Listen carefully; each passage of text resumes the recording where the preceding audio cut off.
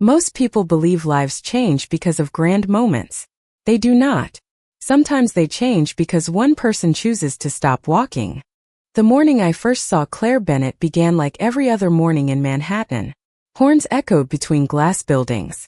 Steam rose from street vents. Thousands of people moved through the city with one goal in mind: get where they needed to go as quickly as possible. Nobody looked up. Nobody slowed down. Nobody noticed anyone except themselves. I was sitting in the back seat of a black sedan waiting for a meeting to begin. Traffic had stalled near a busy intersection in Midtown. My driver muttered something about construction. I barely listened. My attention drifted toward the crosswalk ahead. The signal changed. Crowds surged forward. Men in expensive suits. Women carrying coffee cups. Tourists staring at maps. Everyone moving at full speed. Then I noticed the old man. He stood alone at the corner holding a white cane. The signal had already changed. Cars were preparing to move. People flowed around him like water around a stone. Nobody stopped. Nobody asked if he needed help. Nobody even looked at him.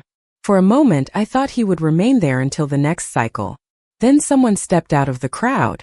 A young woman wearing a navy coat and carrying a canvas tote bag slowed down. She had probably been on her way to work. She could have kept walking like everyone else. Instead, she turned around. She approached the old man and spoke to him with a gentle smile. I could not hear the words through the closed window, but I saw his expression soften immediately. A few seconds later, she offered her arm. Together they crossed the street. No hesitación. No performance. No audience. Just simple kindness. The moment lasted less than a minute. Yet somehow I could not stop watching. Once they reached the opposite sidewalk, the old man thanked her. She smiled again, wished him a good day, and continued walking. That should have been the end of it. It was not. Something about the interaction felt different. Most people become kind when they know someone is watching. This woman had looked around before helping him. Not to see who noticed. To make sure nobody else was already helping. That detail stayed with me. My driver finally announced that traffic was moving again.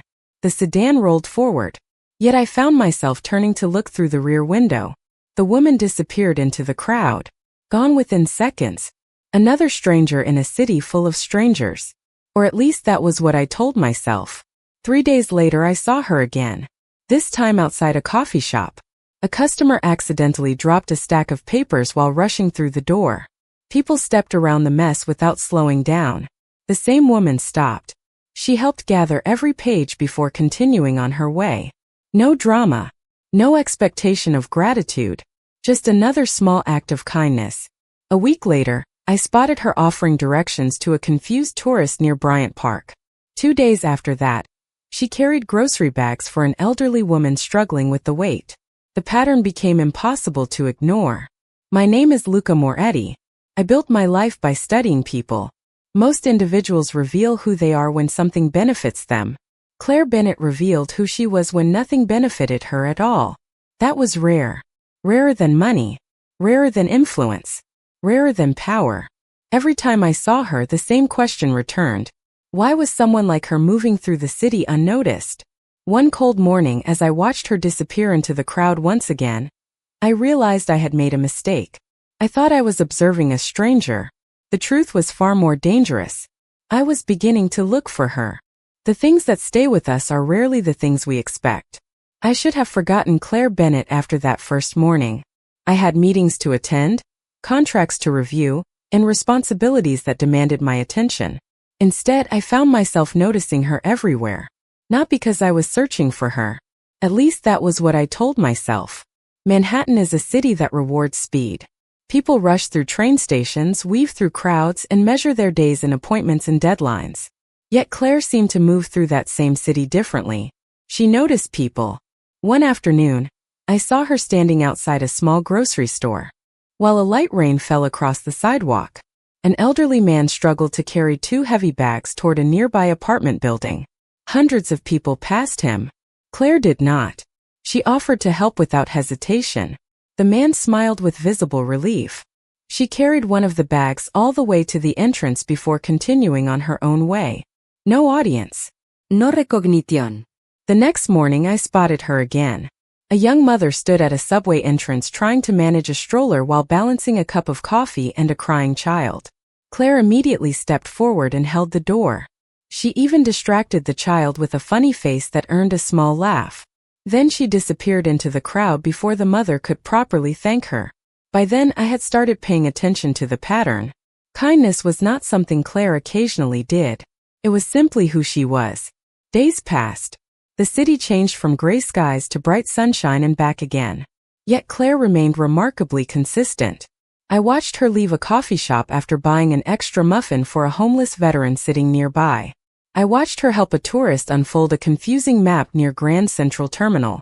I watched her spend nearly 15 minutes searching for a lost dog whose owner looked ready to cry. She never seemed rushed, never irritated, never interested in being praised. Most people become generous when generosity is convenient. Claire was generous even when it cost her time. That difference mattered. One Friday afternoon, traffic forced my car to stop near a public square. Through the window, I saw Claire sitting alone on a bench eating a simple lunch. For the first time, she looked tired. Not unhappy, just exhausted. She glanced at her watch twice while finishing a sandwich. Then a teenage boy approached selling candy bars for a school fundraiser. Most people waved him away. Claire listened to his entire presentation, bought 2 boxes, and wished him luck. The smile on the boy's face lingered long after she walked away. I found myself smiling too. My driver noticed. "Good news?" he asked. Something like that. The truth was harder to explain. For years I had surrounded myself with people motivated by ambition, profit, influence, opportunity. There was nothing wrong with those things. Yet Claire operated according to a completely different set of values. She made the city feel smaller, warmer, more human. One evening, while reviewing documents in my office, I caught myself wondering where she went after work, what her life looked like when nobody needed her help, whether anyone took care of her the way she took care of strangers. The question lingered longer than it should have. Then I realized something unsettling. I no longer looked for Claire because I expected to see kindness. I looked for her because seeing her reminded me that kindness still existed. Some questions become impossible to ignore once they find a place in your mind. For me, that question was Claire Bennett. By then, nearly a month had passed since I first saw her helping the blind man at the crosswalk. I still did not know much about her. I knew she carried a canvas tote bag instead of an expensive purse. I knew she preferred walking whenever possible. I knew she never seemed too busy to help someone else. But those were observations, not answers. The more I noticed Claire, the more curious I became about the life she returned to when the city stopped demanding things from her. One cool Tuesday afternoon, I finally got my first clue. My car was moving slowly through the village when I spotted her leaving a small bookstore tucked between a bakery and a flower shop. She stepped outside carrying a stack of books nearly as tall as her arm. Before she reached the sidewalk, an elderly customer accidentally dropped a pair of reading glasses. Claire immediately handed her books to a coworker, picked up the glasses, and spent several minutes helping the woman adjust them properly. The customer left smiling. Claire returned inside. Something about the scene stayed with me. The bookstore was not a place people entered by accident. It felt personal, warm, different from the towering retail chains scattered across Manhattan. The next day, curiosity finally won. I parked a few blocks away and walked there myself. A brass bell chimed when I entered. The smell of paper and coffee drifted through the air. Wooden shelves stretched toward the ceiling. Soft music played quietly in the background. It felt like the kind of place where time moved slower. Claire stood behind the counter organizing a display of novels. She wore a simple cream-colored sweater and her hair was tied back. No dramatic entrance. No spotlight. Yet somehow she was the first thing I noticed. A customer approached asking for a recommendation. Claire did not simply point toward a shelf. She asked questions, listened carefully, then selected 3 books she thought the customer might enjoy. The conversation lasted several minutes. The customer left carrying all 3. Claire looked genuinely happy about it. I remained near the history section longer than necessary, watching, observing, learning. Throughout the afternoon, the pattern repeated itself. She helped customers find gifts, recommended novels to teenagers, carried a box of new arrivals for a coworker who seemed overwhelmed. Every interaction felt sincere. Nothing appeared forced. That was when I understood something important. Claire was the same person everywhere. At the crosswalk, on the sidewalk, in the bookstore. Kindness was not something she turned on and off. It was woven into who she was. Before leaving, I purchased a book I had no intention of reading. Claire handled the transaction. "Good choice," she said with a smile. "Have you read it?" I asked. Her eyes brightened. "Twice." Then she spent nearly a minute explaining why she loved it. By the time I walked back outside, I was carrying a novel and an unfamiliar feeling. Anticipation. The following week I returned twice. Then 3 times. Sometimes I bought coffee from the small cafe inside the store. Sometimes I browsed shelves while pretending to compare titles. Every visit revealed another small detail. Claire arrived early, stayed late, remembered regular customers by name. Yet despite being surrounded by people all day, she often ate lunch alone in the tiny employee courtyard behind the building. One afternoon, as I watched her reading quietly beneath a maple tree, a realization settled over me. The city noticed success. The city noticed wealth. The city noticed power. But Claire Bennett moved through life almost invisible to everyone except the people she helped. And for reasons I still could not explain, I was beginning to believe that was the city's greatest mistake. The people who give the most are often the ones nobody thinks to ask about. That realization followed me everywhere after I discovered Claire worked at the bookstore. Over the next few weeks, I found reasons to pass by more often than necessary. Sometimes I arrived looking for a book. Sometimes I arrived looking for coffee. Eventually, I stopped pretending the visits were accidental. Claire never seemed to notice. Or perhaps she was simply too polite to mention it. Every time I entered, the same brass bell chimed above the door. Every time, she greeted me with the same warm smile she offered everyone else. There was something strangely comforting about that. In my world, people often adjusted their behavior based on who they thought I was. Claire treated everyone the same. One afternoon, I arrived shortly before closing. Rain tapped softly against the windows while customers hurried through the streets outside. The bookstore felt quieter than usual. Claire sat behind the counter reviewing inventory reports. For the first time, she looked genuinely exhausted. Dark circles rested beneath her eyes. A half-finished cup of tea sat beside a stack of paperwork. Yet when an elderly customer approached with a question, she immediately smiled and stood to help. 20 minutes later, after the store emptied, I remained near a shelf pretending to browse. Claire and another employee began discussing the schedule for the following week. "Will you be leaving early tomorrow?" the employee asked. Claire shook her head. "I cannot.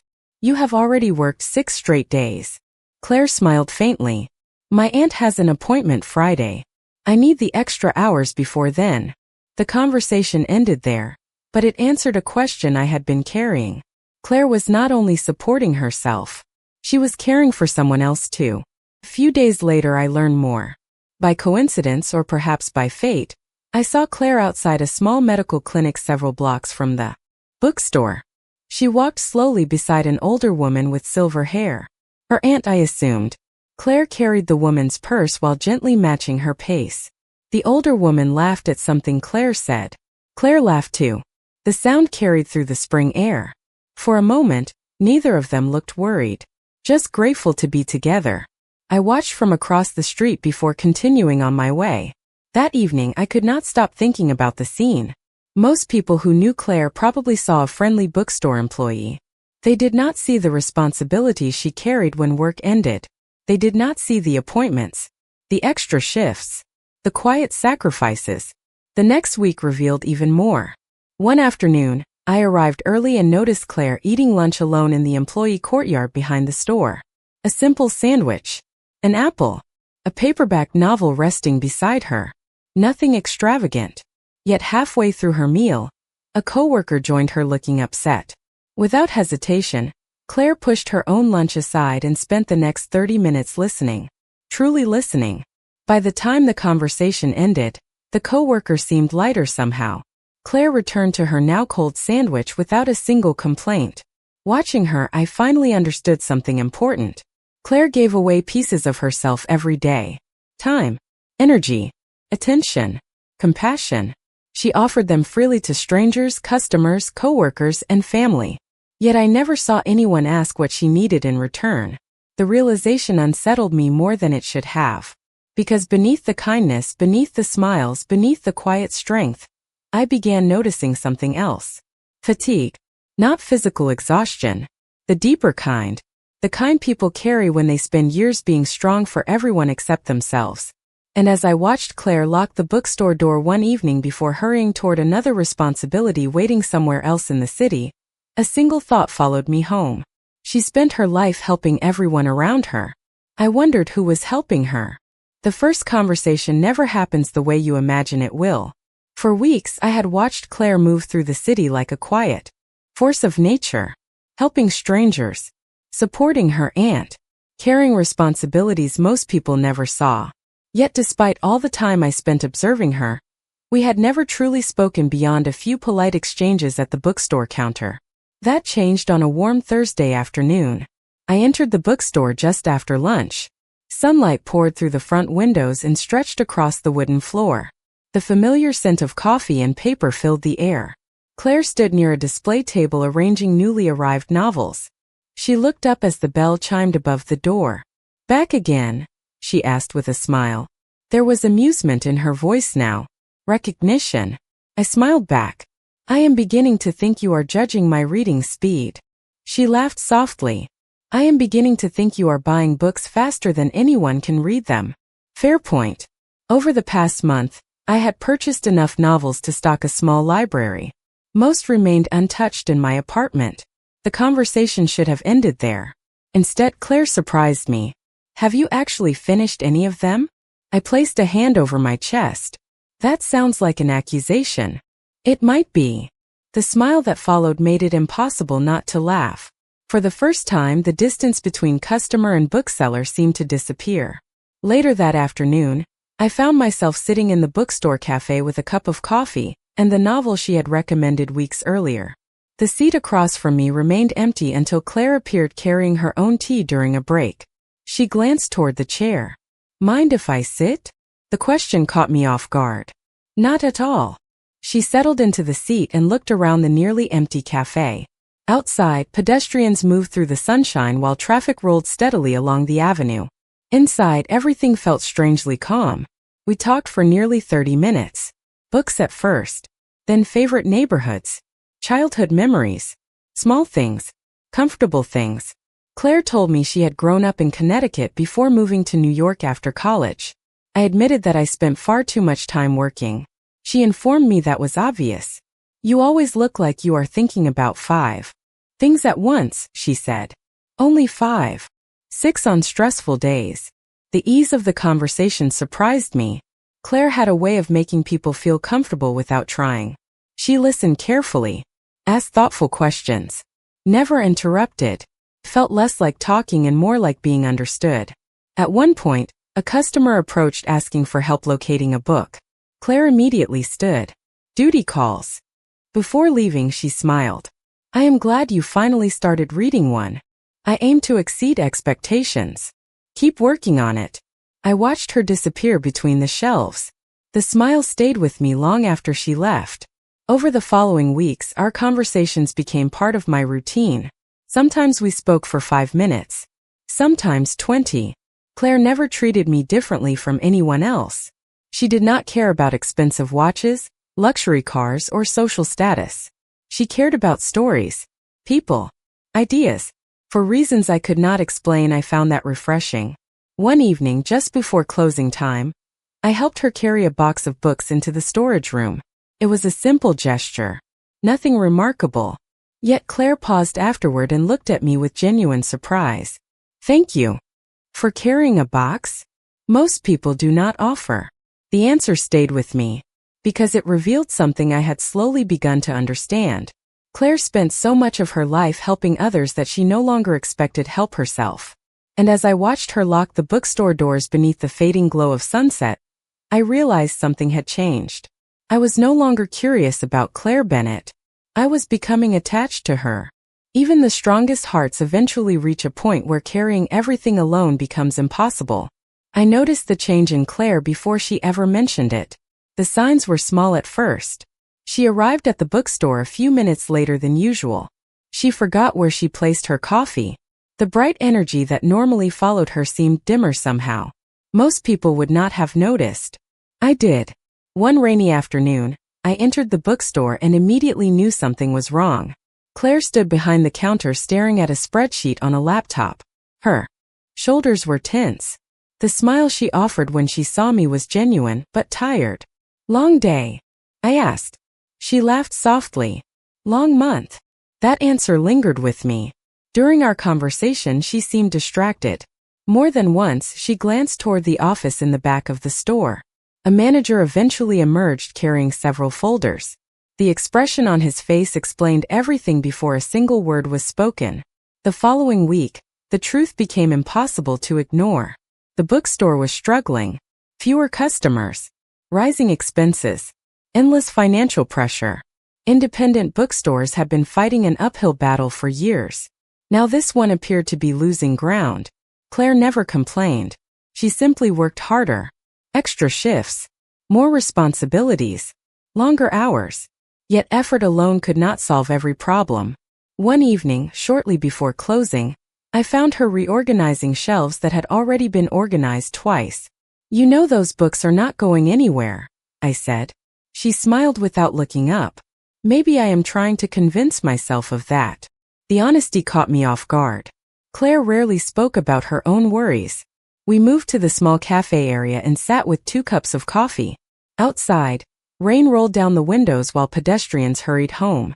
For several moments, neither of us spoke. Finally, Claire exhaled slowly. The owner might have to sell. The words landed heavily between us. I looked around the store. The shelves. The reading corners. The small cafe. It was more than a business. It was part of her life. "How long have you worked here?" I asked. "Almost 6 years." Her gaze drifted across the room. "It feels like home." I understood. More than she realized. Losing a place tied to your identity feels different from losing a job. Feels personal. The difficulties did not stop there. A few days later, I ran into Claire outside the medical clinic again. This time, the worry on her face was impossible to miss. Her aunt's health had become more complicated. Nothing catastrophic. Nothing dramatic. Just another challenge added to an already overwhelming list. As we walked together toward a nearby coffee shop, Claire finally admitted something she had probably been carrying for months. "I am tired." The words were barely above a whisper. "I know." She smiled sadly. "Do I really look that obvious?" Only to someone paying attention. For a moment her eyes met mine. There was vulnerability there. The kind people usually hide. "Everyone keeps needing something," she said quietly. "The bookstore. My aunt. Customers. Co-workers." She paused. "And I want to help. I really do." "But..." Claire stared into her coffee. "Sometimes I wonder how much longer I can keep doing everything." The confession broke my heart in a way I could not explain. Because she was not asking for rescue. Not asking for sympathy. She was simply exhausted. For years, Claire had spent her life stepping forward whenever someone needed help. She had been the person stopping at crosswalks, holding doors, solving problems, carrying burdens. Yet as I sat across from her that evening, one truth became impossible to ignore. The woman who helped everyone else had finally reached a moment when she needed someone to help her. Some people change your life the moment they arrive. Others change it the moment they need you. After our conversation at the coffee shop, I could not stop thinking about Claire. For months, I had watched her give pieces of herself away to everyone around her. Now, for the first time, I had seen what happened when even her strength began to run low. The image followed me everywhere. During meetings. During phone calls. Even late at night when Manhattan glittered beyond my apartment windows. Claire's words echoed in my mind. "Sometimes I wonder how much longer I can keep doing everything." Most people would have offered advice. Some would have offered sympathy. Neither seemed enough. Claire did not need someone to tell her she was strong. She already knew how to endure. What she needed was relief. The following week brought more bad news for the bookstore. Foot traffic continued to decline. Several scheduled events were canceled. One afternoon, I arrived to find employees gathered near the counter speaking in hushed voices. Claire smiled when she saw me, but worry lingered behind her eyes. "Everything okay?" I asked. She hesitated before answering. "We are trying to make it work." That was all she said. Yet I understood what she meant. The bookstore was running out of time. That evening, I sat alone in my office reviewing reports that stretched across an entire conference table. Numbers had never intimidated me. Problems had solutions. Obstacles could be managed. Yet somehow the thought of that small bookstore disappearing bothered me more than multimillion-dollar negotiations ever had. The next morning I made several phone calls. Quiet ones. Discreet ones. No publicity. No announcements. No favors owed in return. By the end of the week, a local literacy foundation suddenly expressed interest in partnering with independent bookstores throughout the city. Community reading programs were funded. Author events received sponsorship. New marketing support appeared almost overnight. The bookstore was included among the first locations selected. Claire knew nothing about my involvement. I intended to keep it that way. Watching her discover the news was reward enough. I arrived during lunch and found employees celebrating around the counter. Relief filled the room. For the first time in weeks, Claire looked genuinely happy. "Something good finally happened," she said. Her smile seemed brighter than sunlight. "Looks like it. Maybe we have a chance after all." The hope in her voice made every phone call worthwhile. A few days later I saw another change. Her aunt's condition had stabilized. The appointments became less frequent. The worry lines around Claire's eyes softened slightly. Life was still demanding but no longer crushing. One evening after closing, we walked together through Washington Square Park. Spring flowers lined the paths. Musicians played softly in the distance. Families filled the benches. The city felt unusually peaceful. Claire glanced toward me. "Can I tell you something strange?" "Always." She smiled. "Lately it feels like things are getting better." I looked ahead, hiding a smile of my own. "Maybe they are." She laughed quietly. "You make that sound so simple." The truth was that kindness had a way of returning when people least expected it. Claire had spent years stepping forward whenever strangers needed help. She never asked what she would receive in return. She simply did what was right. As we continued walking beneath the fading gold light of sunset, I realized something important. The woman who had once stopped at a crosswalk for a stranger was finally discovering what it felt like when someone chose to stop for her. The truth has a strange way of finding people when they are finally ready to hear it. Summer arrived quietly in New York.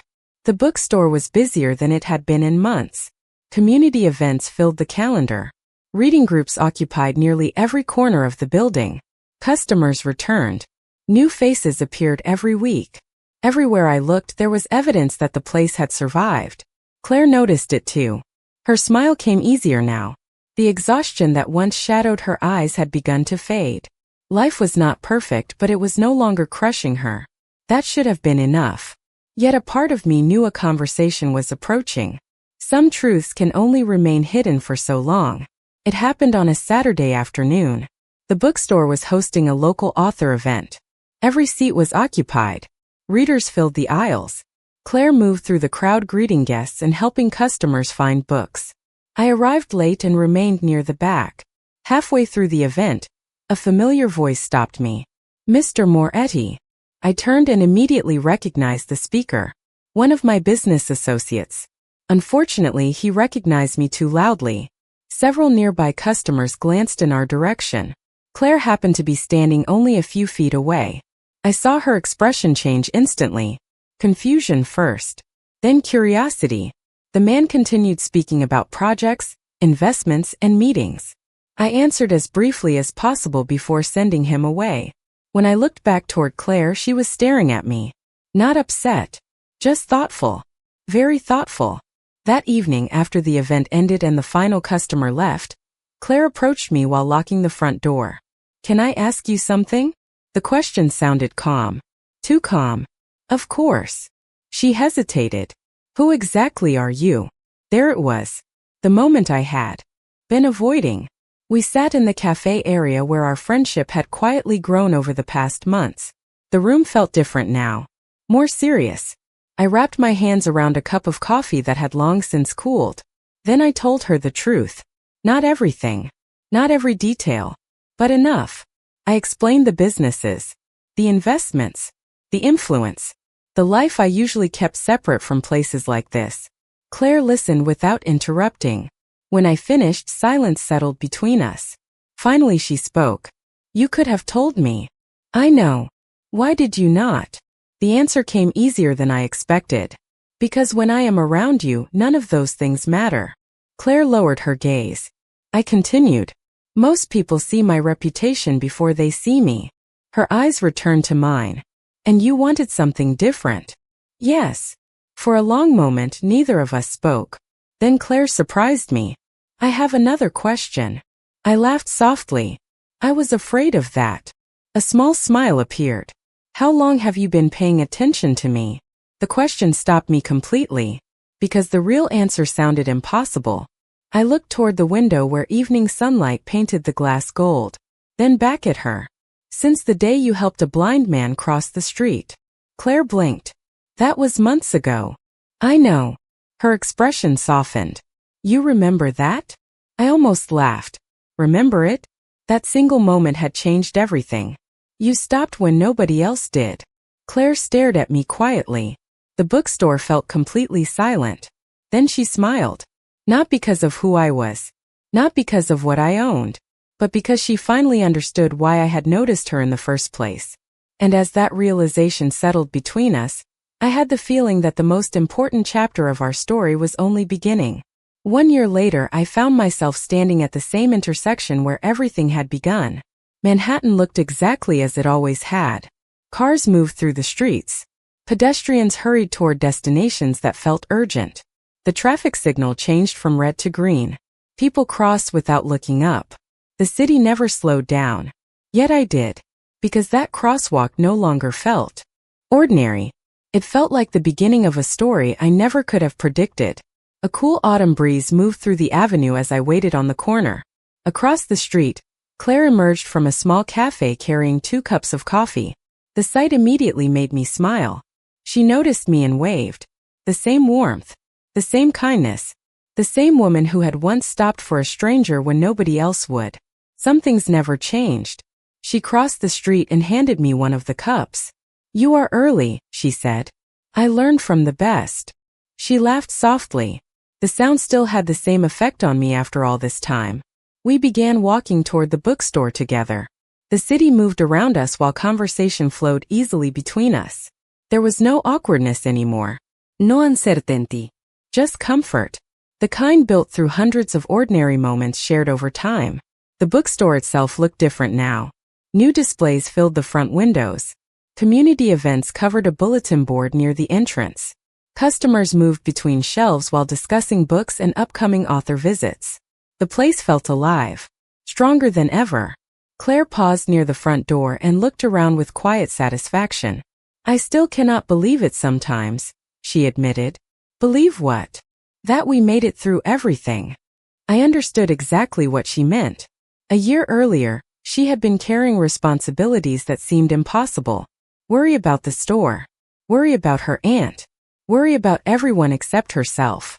Now the burden no longer rested entirely on her shoulders. Her aunt was healthier. The bookstore was thriving. Most importantly, she was no longer facing every challenge alone. Later that afternoon, after the store closed, we sat together in the small reading area near the back. Golden sunlight filtered through the windows and painted the shelves with warm light. Customers had gone home. The city outside continued moving. Inside, everything felt peaceful. Claire looked at me thoughtfully. Can I ask you something? Always. She smiled. Do you ever think about that morning? I knew exactly which morning she meant. Every week. Her smile widened. Only every week? Fine. Almost every day. That earned a laugh. Then she grew quiet. It is strange. What is? Claire glanced toward the window where people continued crossing the street outside. I helped someone for less than 2 minutes. Her voice softened. I never imagined it would change my entire life. Neither had I. Yet here we were. 2 people connected by a moment so small that most of the city had never noticed it happened. I reached for her hand and she squeezed mine gently. Outside, the traffic signal changed again. More people crossed the street. Most never looked around. Most never stopped. Watching them, I finally understood something that had taken me a year to learn. The world rarely changes because of power. It rarely changes because of money. It changes because someone chooses kindness when kindness is inconvenient. Claire had done that without expecting anything in return. She had simply stopped walking. And because of that decision, a stranger reached the other side of the street safely. A bookstore found a future. A woman discovered she did not have to carry everything alone. And a man who thought he understood the world learned that the most valuable things cannot be bought. As the last sunlight faded beyond the windows, I realized that the greatest turning point in my life had not been a business deal, a victory, or a moment of success. It had been watching one kind woman stop when everyone else kept going.